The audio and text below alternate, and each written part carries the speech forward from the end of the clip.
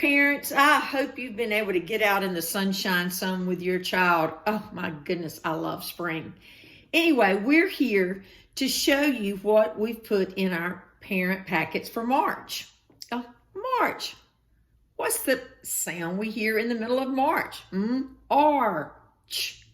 Now, does R do that? No, it's that silly R control. That R changes the sound of those vowels. It's AR, right? Just having that conversation with your child is important. So what this game does is really focus on these R control vowels. You'll notice UR, ER, and IR all say Then AR says R, and OR says OR.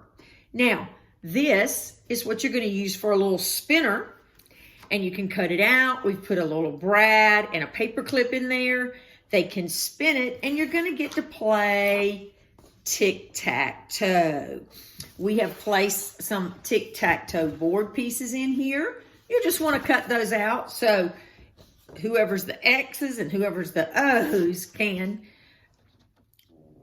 use those to place on the board. What the directions are, you spin it. Perhaps your child landed on AR. You would want him to say AR says R.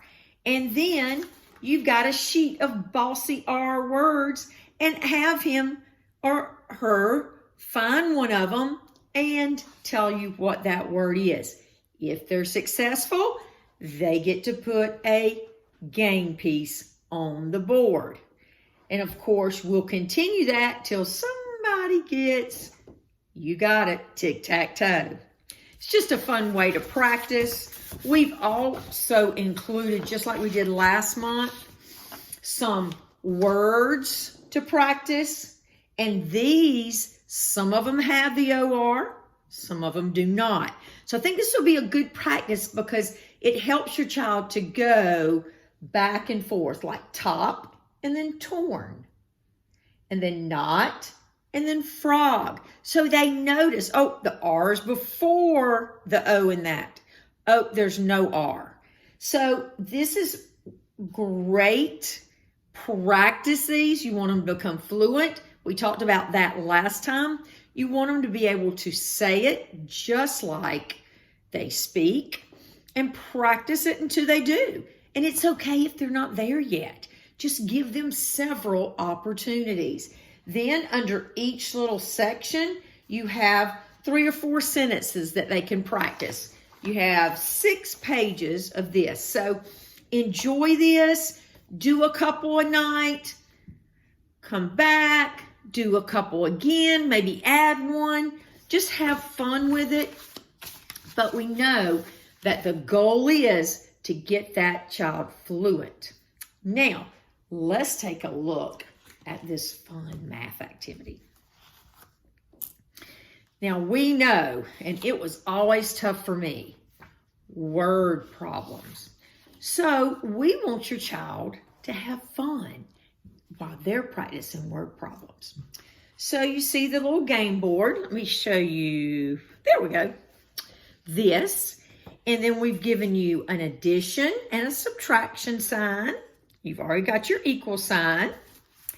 And what we've included, I'm going to show you this from the back. First, you've got cards right here that you can cut out. You have 1 to 10 and 11 through 20. You can cut those out, pull them over, and then cut these out. These are the word problems. Now, you want your child to pick up one of these. You want them to count. You want them to be able to read and let them read it without anything in it, okay? Erica put flakes of fish food in her fish tank before school and blank more when she got home. How many flakes did she put in the tank? Now, you're going to fill that in with a blue card that they turn over and a yellow card that they turn over. Okay? Here it is. If they cannot read this fluently, then read it for them. We want their thought process to be on, how do we know how many flakes in all? So that's our main focus. Do we want them to read it if they can? Yes, we do. But if they struggle, initially read it for them so that they can practice learning the concepts of when we add things together and when we take them away. So there's several of these that you can work with. These are all going to be fun things to do. I encourage you, take some of this outside, have fun with it while you're having a picnic outside, or use chalk, let them do their addition and subtraction with chalk. Let them do whatever words you're working on with chalk. Anything outside and anything different. I think they're going to have a great time with these. And again, as always, thank you for working with your child. See you soon.